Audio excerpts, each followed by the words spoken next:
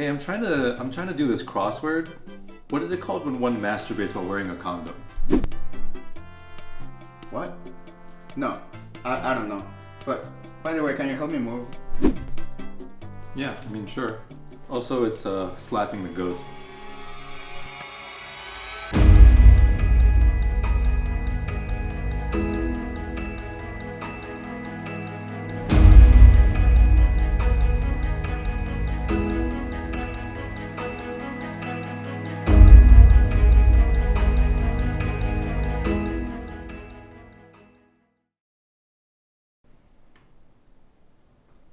Alright, cool. Thanks, Kevin, for your help.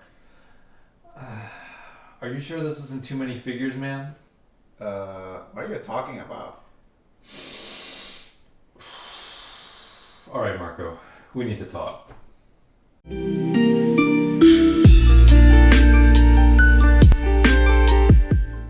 What does minimalism mean to you?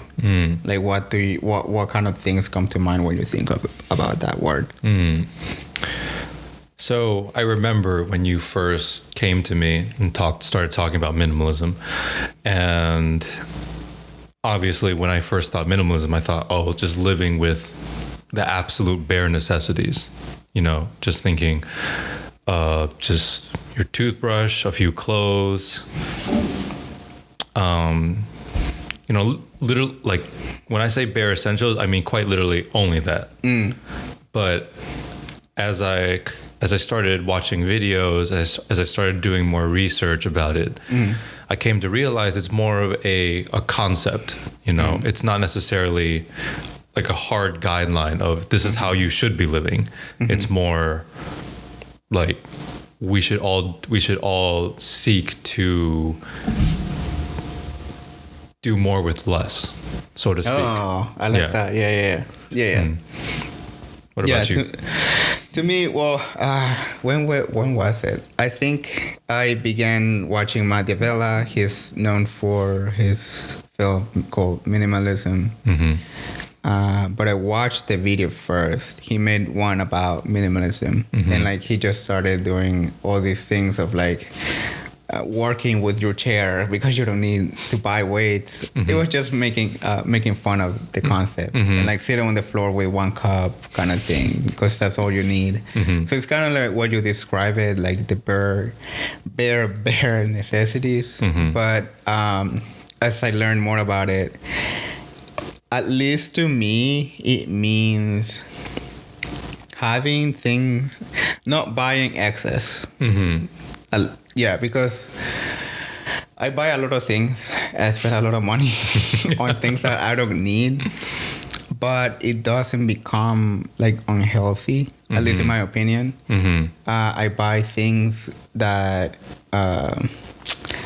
whenever I do buy something, is the best I can get out of whatever I buy. So, for example, headphones I do so much research and I always end up buying the best thing that for me. And so my thinking with that is that if I invest that money into the best headphones, for example, they will last me a long time, and therefore I'm not gonna have to buy any more of them, more than necessary or in excess. That's kind of how I see it. But I like what you said, like doing more with less. And to your point, some of the criticism I read about minimalism is that it's more of a rich man's concept in that, to do more with less in order to buy things that last, you need to be able to have the capital to buy these things, Yeah. If you're living paycheck to paycheck, I feel it's harder to live with that concept because, what if you can't afford, say, those $200 shoes that last forever? Yeah. What if you can't buy those headphones? Well, I guess, sorry, I'll get back to that. But what if you can't buy those $300 headphones that'll last you an eternity, instead? And that's when you kind of get into the loop of you're going to buy those cheaper shoes, just cheaper things that you need, but you're going to be replacing them more often. Yeah. Right. So, I mean, I think that's the only thing that I have against it.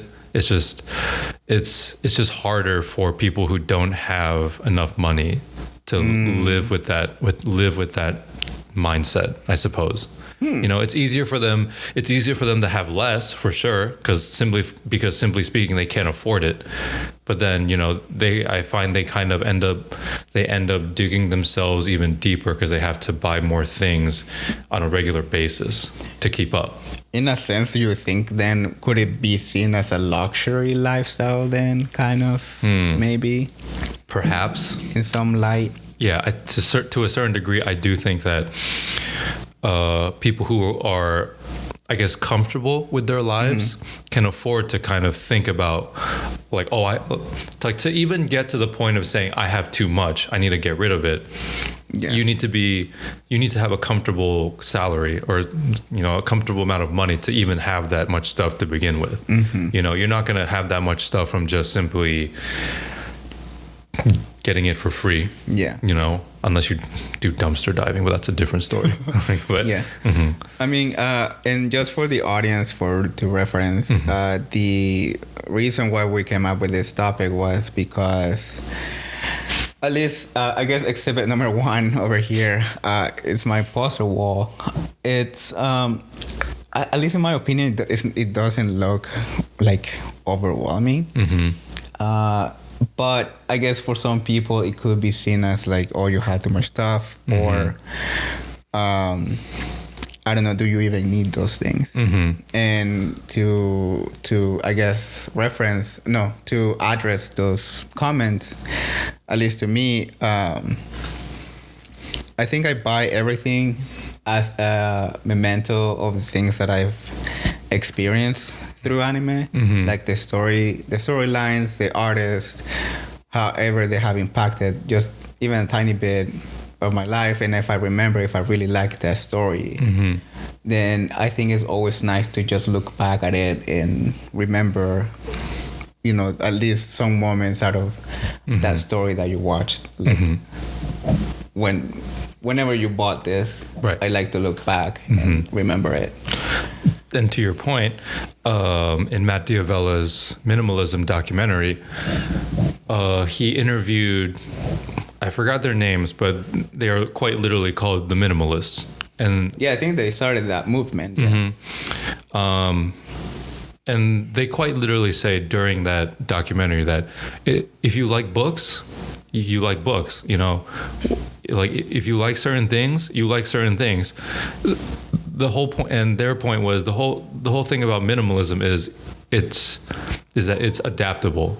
It's not meant to be a hard guideline of you must live like this, right? It's just more of like a concept that everyone can kind of mold into what they want. You know, it's kind of a concept of like what's the least I myself can live with. Yeah. You know, like it's an idea of let's live with less to combat the amount of consumerism there is in today's world. Yeah. Obviously, they mentioned fast fashion. I was literally about to bring that up. Yeah. Right. You know, and it always seems like I'm getting advertisements in the mail like, hey, yeah, so this store is having this sale, and we're offering like a 50% discount on everything in store. Come and buy right now.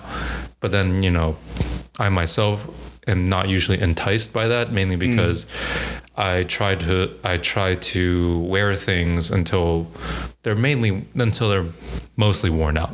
You know, I don't feel the need to have the latest styles, you know? Yeah. I mean, sometimes it's a little bit unstoppable people will still keep doing those things, like keep buying. And that is the little reason why, for example, H&M, Forever 21, like came to be such huge brands, because people just kept supporting that sort of wasteful, extremely fast production, like output to the masses, and people keep buying and buying and buying. Because I guess in the film they mentioned, you know, back in the day it used to be like 4 seasons, right? Like 4 seasons, like summer, spring, winter, and fall. But now I think she said something like 50 seasons now or something like 52 seasons. And which is like You're per right. week. Yeah, every per week. And which is absolutely insane. Like, what is the need for it? Is that just the greed of people wanting to just profit more out of their business and knowing that people will buy them regardless of what the hell it is, just because they want that new feel, you know? I feel that's more on the people actually buying the clothes, because them buying these clothes enables, because like the whole concept of the customer is always right. And I think people have kind of forgotten the true meaning of that. Because the original meaning of the customer is always right is whatever the customer, like the customer as like the group, not whatever they want is what you should focus on, right? It's not like the customer gets to be a piece of shit and just say whatever the hell they want and get whatever the hell they want. No, but the fact of the matter is the only reason why these businesses are doing this is because, one, it makes them money. That's the biggest one. And number two, the market is there for them to do that. Yeah. Right. And that's why they continue to do so. And that's why I think, you know, minimalism is, if it takes off, and I think it's important for people to realize that it's kind of still a niche concept. It's not something that's widespread yet. Yeah. Because it's still kind of restricted to, you kind of have to look for it. Yeah. You kind of have to hear it from people. Like, for example, you telling me about it. I had no idea about it prior to that. But I can say from my own perspective, from my own life, that to a certain degree, I've always had a somewhat minimalist mindset, you know, because my parents were never one to hoard things. They were more likely to get rid of things they didn't need. Part of that was also just, I mean, we moved around every so often, and keeping stuff just was out of the question. Like this, you can't keep every memento. You have to decide, well, this I will keep this particular picture.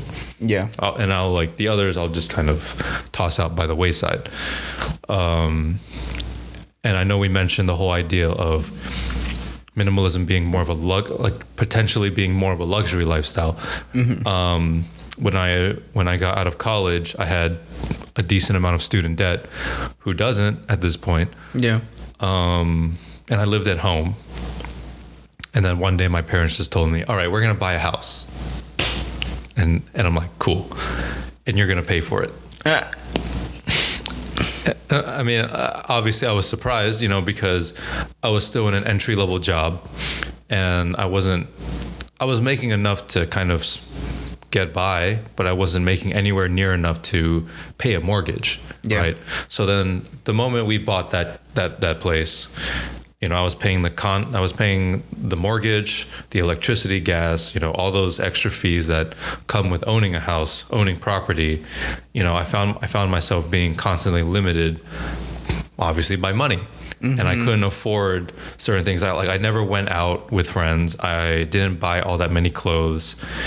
And that's kind of shaped my mindset to this day, which is kind of, I call it unintentionally minimalist. Right. So everything I buy, I always have the mindset of, do I really need it? And the vast majority of the time, the answer is no. Okay. I mean, I think that's also, that kind of question that got ingrained in my head also came from my dad. Like, because he's very, what's the word? What's the word for being not cheap? Frugal. He's very frugal. And so anytime I would ask about, hey, can we go eat here? And I was like, do we need to go there? It's like, why not? And I am very like the why not person, like literally every freaking time. Like, for example, yesterday I told you like $100 on my own fucking food. But like, before you continue though, I think it's also, one of the biggest things that proponents of minimalism say is that if you follow these guidelines, you get to focus more on experiences rather than, you know, material goods, right? Yeah. And so, like, I was grateful to be kind of brought up that way because it is true. The things I do have, I would say like about 80% of the things I do have, I do appreciate having. Like all my books, every single one, I'm like, yeah, really, really like that book. Mm-hmm. For example, games is like maybe I only really like 20% of them. All of the other ones are absolute waste. Mm-hmm. And then I wanted to bring up figures, but like later. But yeah, I am grateful that I had that mindset because yeah, I do have whatever I own. I appreciate having, and I feel grateful for having it. And it's not like just for the sake of having stuff. Now, if we which in essence is what minimalism is. Yeah. Right, but let's play a game of kind of thinking to the extreme, right? So, in your opinion, of all the things in your house right now, like how much do you truly need? Like how much do you think would you end up getting rid of if you were to kind of live with that mindset of like only the bare minimum? I think if I had to keep, I think I would keep maybe a couple of my books. Mm-hmm. I would get rid of all my games. Mm-hmm. I'll get rid of all the figures. All the figures. Are you sure about that? Yeah. Because you're saying like extreme case. Mm-hmm. So yeah, I would get rid of that. Mm-hmm. Furniture, I don't really need. And then my computer I would keep. Mm-hmm. Well, because we wouldn't be able to do this without I kind of need a computer and my camera stuff. Mm-hmm. And then, yeah, I mean, I guess it also ties a little bit with like what you enjoy in life and what you buy more of. Mm-hmm. Because, for example, I think if people were able to see my apartment, the things that you kind of see in excess, in quotation marks, is like these posters, the figures, the books maybe, and the games. And that's about it. And you I don't think, in my opinion, you'll see anything else in excess that is just like, oh, here's a lot of that stuff. Right. And so in that regard, I'm saying that I don't have that many joys in life, I guess. And whatever joys I have in life, I do, I guess I can focus more of it. And therefore, I appreciate it more. The way you phrased that just now almost sounded so depressing. No, knowing that, not as in like I don't have that many joys. I'm just saying like I selectively choose those joys. And I don't focus on like, I don't know, like wasteful stuff that doesn't serve a purpose to any one of my joys. If that makes any sense. Yeah. I just can't help but think about one of the guys they interviewed in that documentary, that Matt D'Avella documentary. And all he had was his clothes, a travel bag, like I said, the absolute bare minimums. And this guy would just go around and... What they do that was just literally living out of a backpack. Yeah, living out of a backpack. Yeah. And this is why I say that minimalism should be more of a concept and not a hard guideline, because I can say with 100% certainty that I would not be able to live like that. Oh, okay. Yeah, because simply put, I mean, I hope I'm not being too harsh on that particular guy, but in my opinion, I don't think the vast majority of people would be able to live like that, because the simple fact of the matter is, some people just have responsibilities, that tie them down to the area that they're in. So, for example, myself, I have my family in the area. Yeah. I can't just up and just decide, hey, so you guys are going to pay for the condo from now on, because I'm just going to go and travel wherever the hell I want in a backpack, and just like hitchhike everywhere I go. Well, with Uber these days, you don't need that, but... Yeah. But I mean, so in your case, then, like, what will you like get rid of? Like, what would be your bare necessities? I think it would be pretty similar to what what you said, which is to say, all the prints I've gotten from various conventions, the figures. I can't say clothes because I don't buy that many to begin with.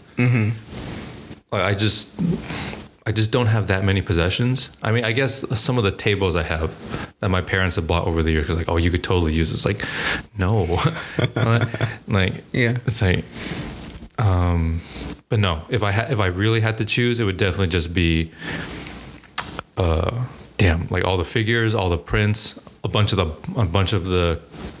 the PC component boxes I have in my closet, and that's really it. Yeah. Maybe okay. No, I can't say that. No, I could definitely do without some of the clothes I have, because if we go with the Marie Kondo idea of sparking joy, a lot of the clothes I do have are from college that I use as sleepwear. Okay. And sometimes workout clothes. Yeah. But like they're old and ragged. I'm just like yeah, I don't need that many. I have too many shirts in that regard. Okay. Okay. So, so another, I guess I wanted to bring this up. So sometimes, in at least my case, I don't accumulate stuff because I want it. But at least if anyone is into the figure market, they know that sometimes the figures appreciate in value. And so a reason why I have accumulated so many figures is like because the majority of them at this point, they're worth more than double for what I paid for. And I mean, ain't nothing wrong with wanting to profit out of something. I think that if you have the knowledge that... Respect the hustle. Yeah, it is a little bit of a hustle, yeah. Because I've done that with games a little bit more. So like, as an example, I know this is greedy as hell, but like, we bought two... When the Monster Hunter bundle came out for the PS4, I immediately knew, because a lot of people were waiting for it for so many years.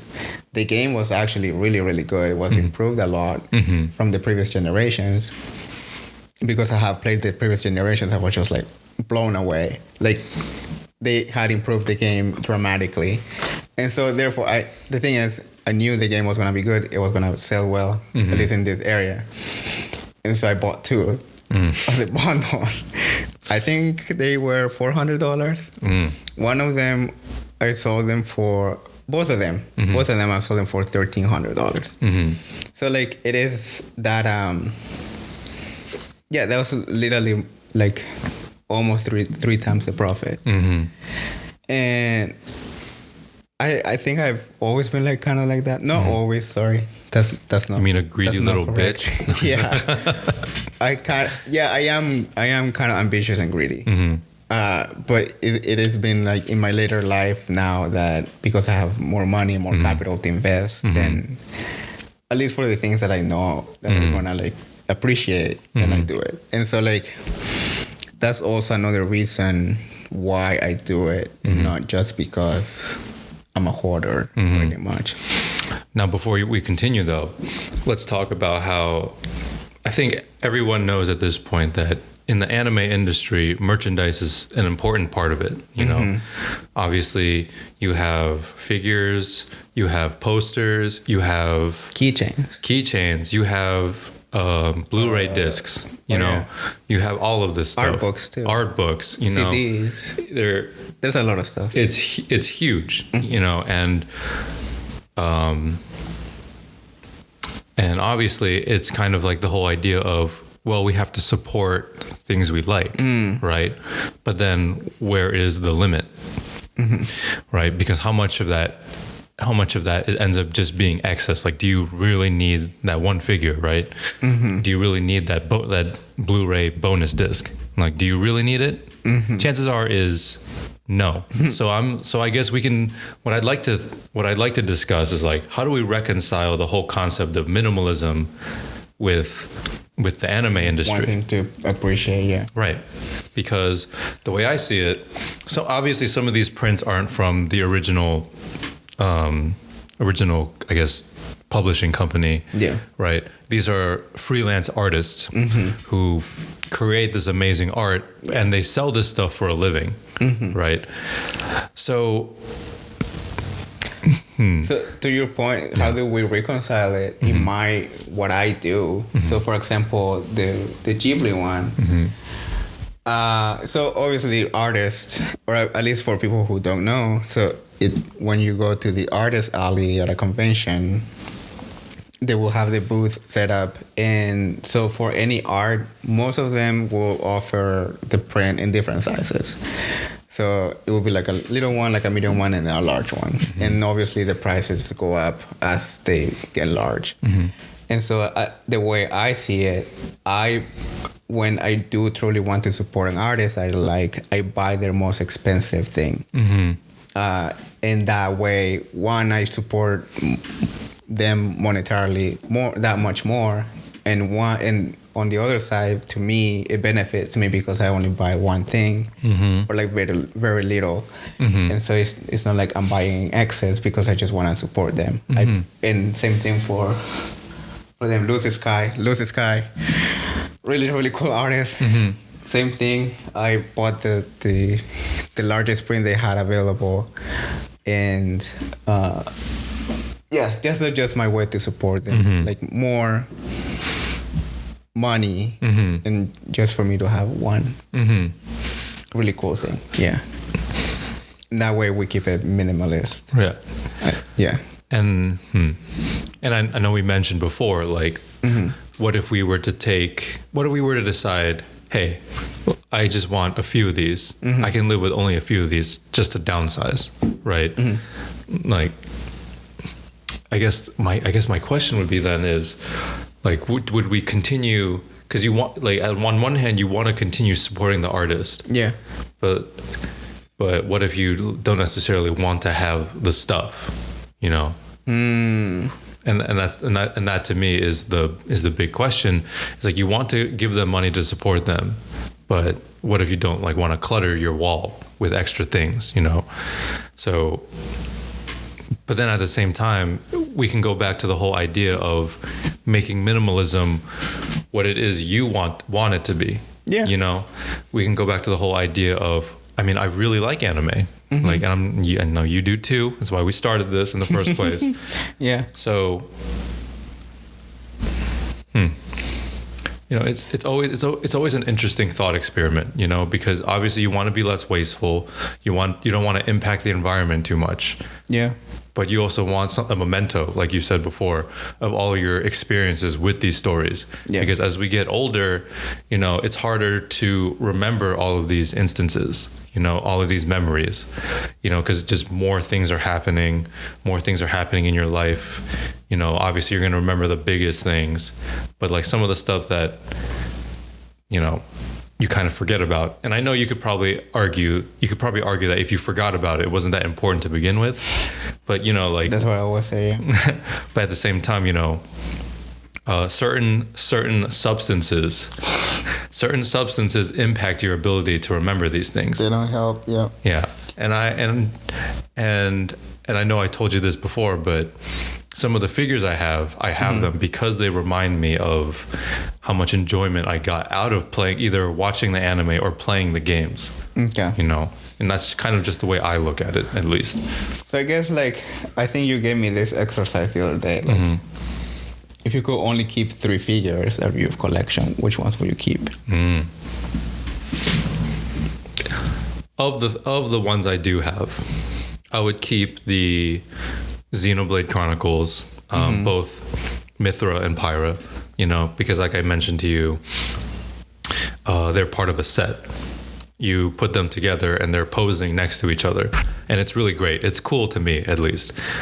It also certainly doesn't help that I spent a considerable amount of money on those. Yeah. So, long story short, flex on that. Yeah, like, just let me just flex, flex on the people real quick. But long story short, I bought these long after they had sold out, and after they had appreciated in value for, I want to say, at least a year or two. Yeah. And if you're looking for figures that are that old And from what I understand, most of them don't get reprinted. Some of them do. I don't know what the factors are that guide those, but either way, the ones I have, they haven't been reprinted ever since.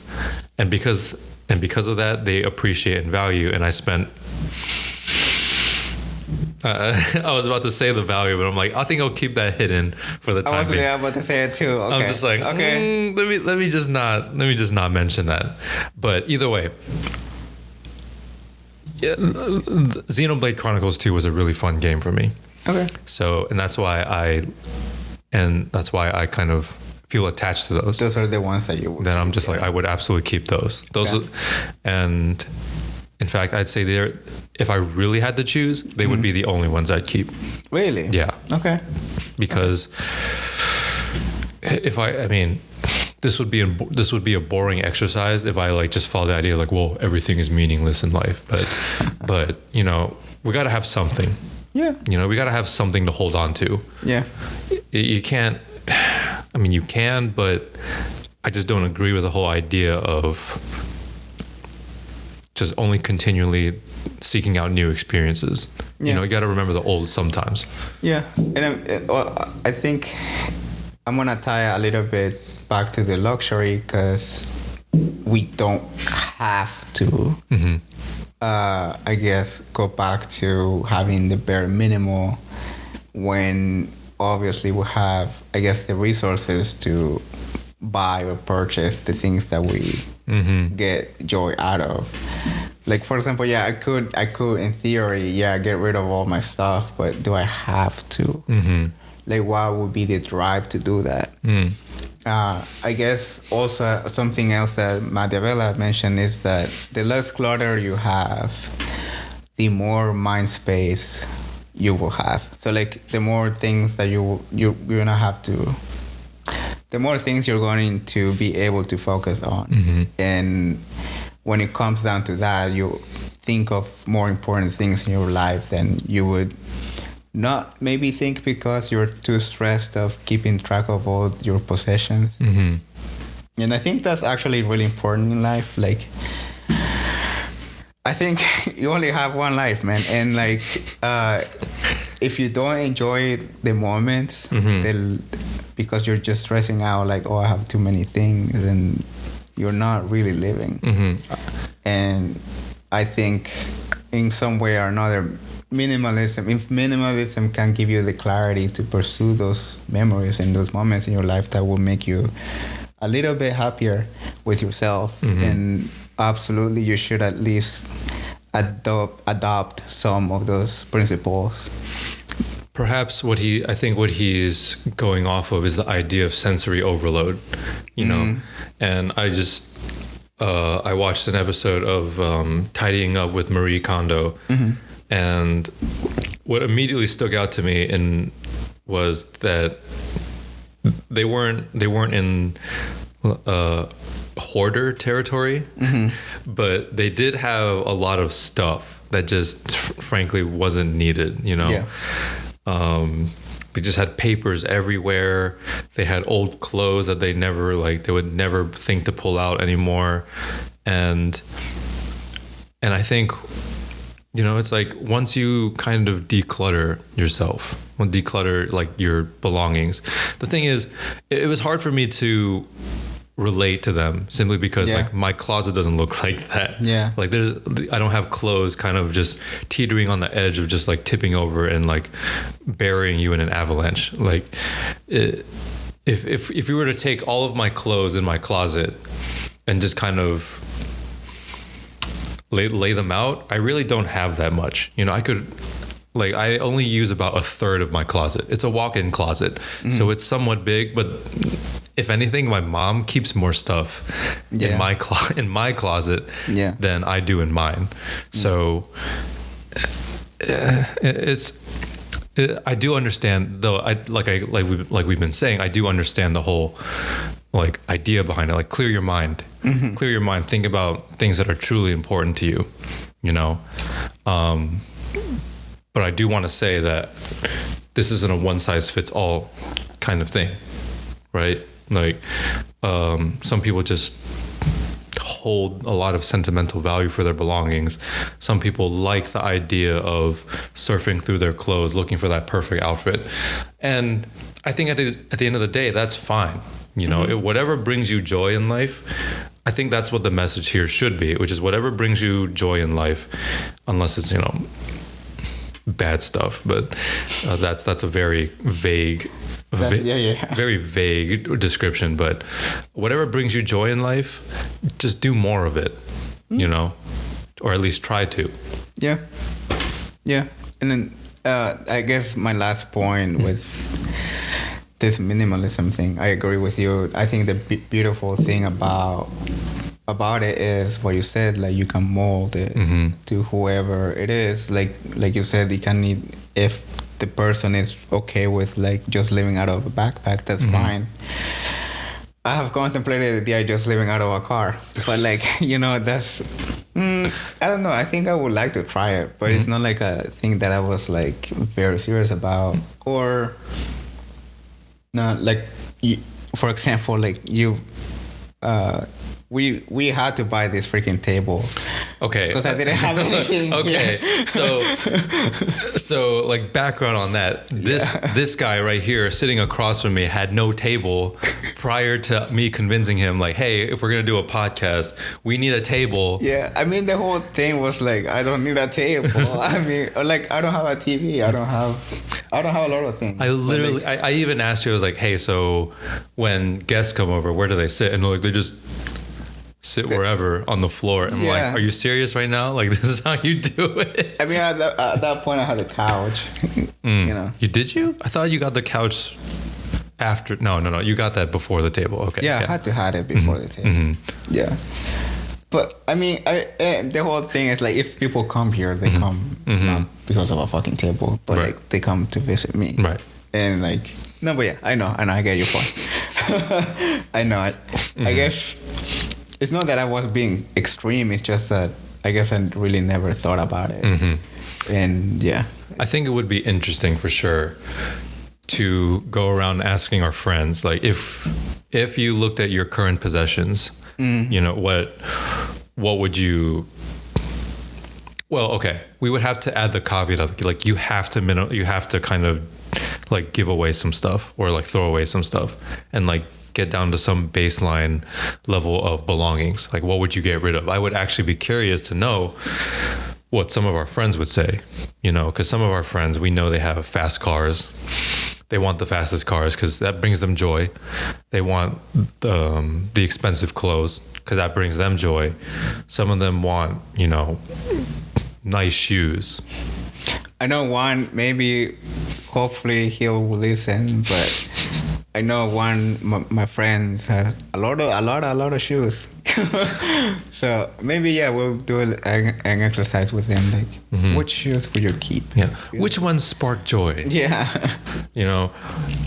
And I mean, but also nothing wrong. Like what you said, I mean, also it's not, I think we're just making conversation here. We're really not trying to bash on anyone. Oh, you're like not a minimalism, like you're a piece of shit. You know, it's more of like just discussing it, just because of how I lived, and I began questioning it. Am I being like too cluttered here?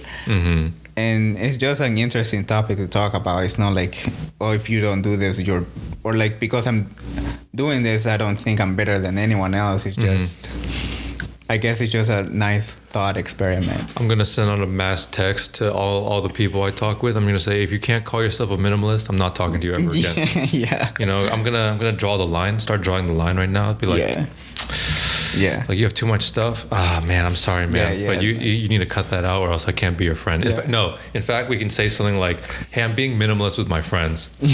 I'm gonna go through everyone in my contact list and be like, this one sparks joy. This one sparks joy. You do not. Get the fuck out of my contact list. Yeah. And in fact, I'm gonna delete Marco right now because he does not spark joy. Damn. But all right. I mean,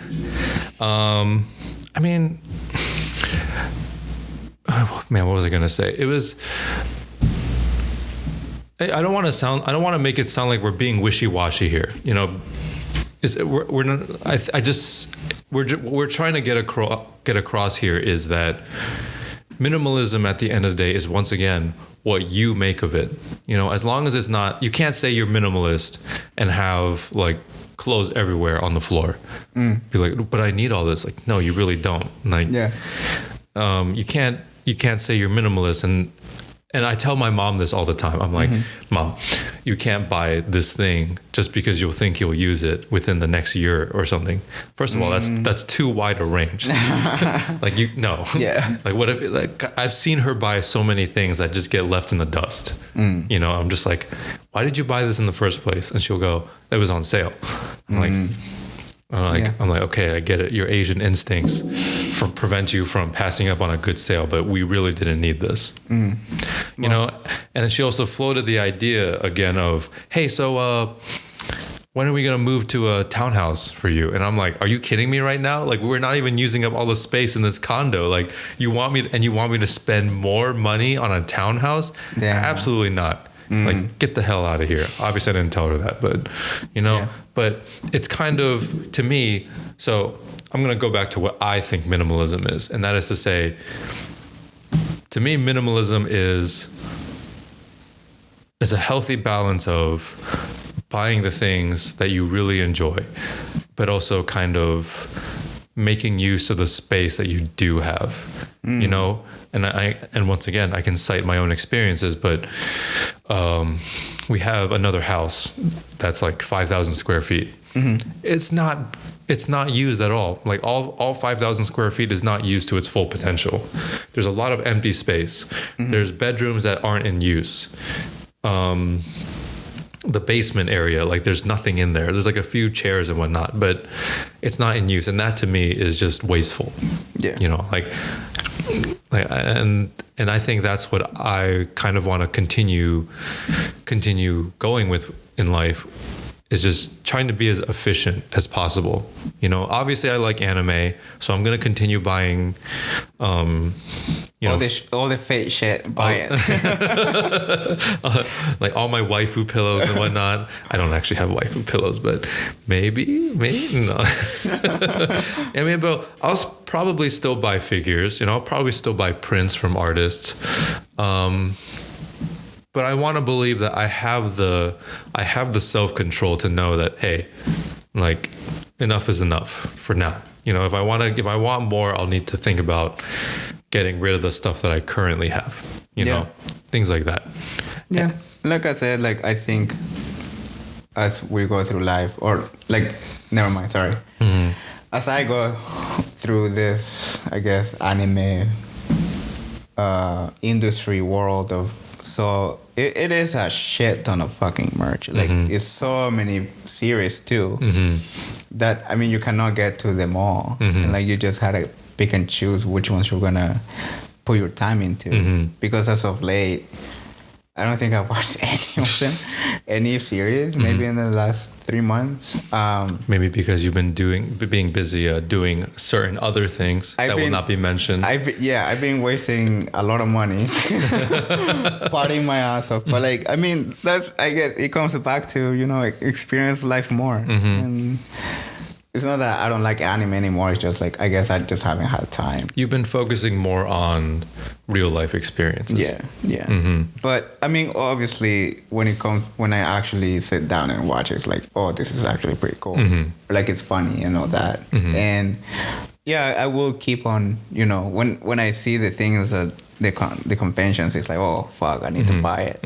You know? So yeah, obviously I'm way more selective, and I will just be more mindful of the things that I do. Do you think that adopting minimalism helps you in discovering your purpose in life? You know, because I know we mentioned the whole idea of minimalism helps us think less about things that aren't important, but then in doing so, does that allow us to decide for ourselves, like, oh, but what do I want to do with my life? Like, like what is it that I want to be? You know, like, do you think it helps with that? I want to say I not necessarily have found my purpose in life, but I'm going to say I think I found like a door that may lead to it. And I think, and that makes the whole difference in the world of not feeling lost. And I think it did. I do attribute it to the fact that I was living on my own. I began living on my own in this space, and I feel like it was just big enough for me. It's not too small. Maybe to some people it sounds really small. It's like 620 square feet. But to me, it was just absolutely perfect, and I had my own time, my own space, and I guess it was a combination of like the rent being a little expensive, that I didn't really have money to buy all the stuff that I kind of wanted, like, you know, carpet, like not carpet. What do you call it? A rug. A rug. Rug, or like a more expensive espresso machine, or like decorative stuff. But at the end of the day, I'm like, am I dwelling on it? Oh, I really wish I had this rug. I really wish I had this decorative thing. I'm like, no, I don't think about it. I'm like just living life, and I think that does speak for what you said, what you just asked me. Yeah, I think having that space helps so much, just to, I guess, be with yourself and like think about what you actually want in life. I think I can probably end up saying the same, because for the longest time, like I mentioned, I just frankly didn't have the money to do things. But at a certain point, it started becoming more of an excuse rather than an actual reason for me not to go out and experience things. I started thinking more in terms of, well, it wouldn't be fun anyway. Like, you know, like, why would I waste money on something I wouldn't have fun with?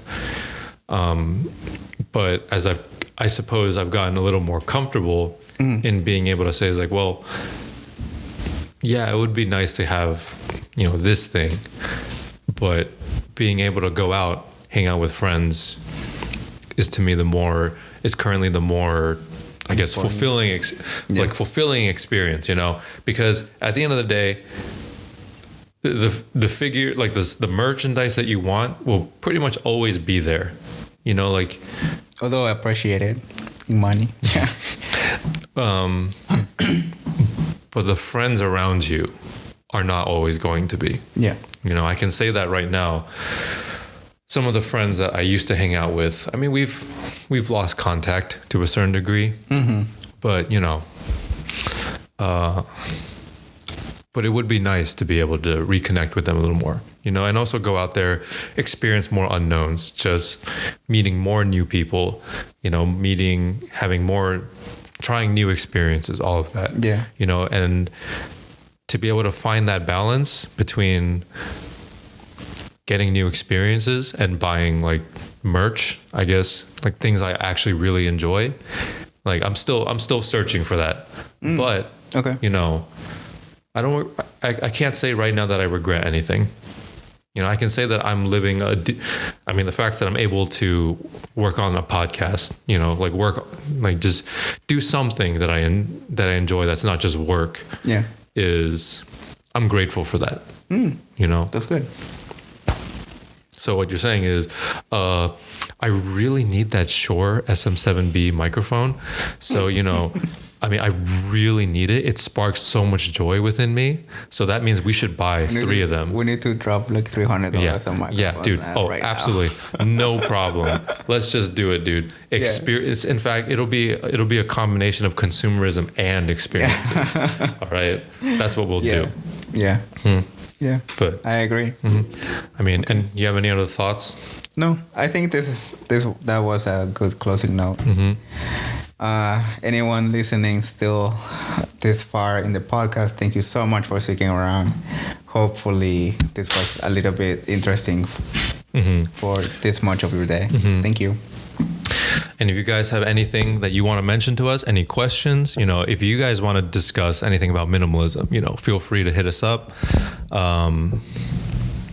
I think we have the Instagram and Twitter posts or Twitter accounts posted in the description. Yeah. So, you know, feel free to hit us up. Yeah. All right. Cool. And thank you.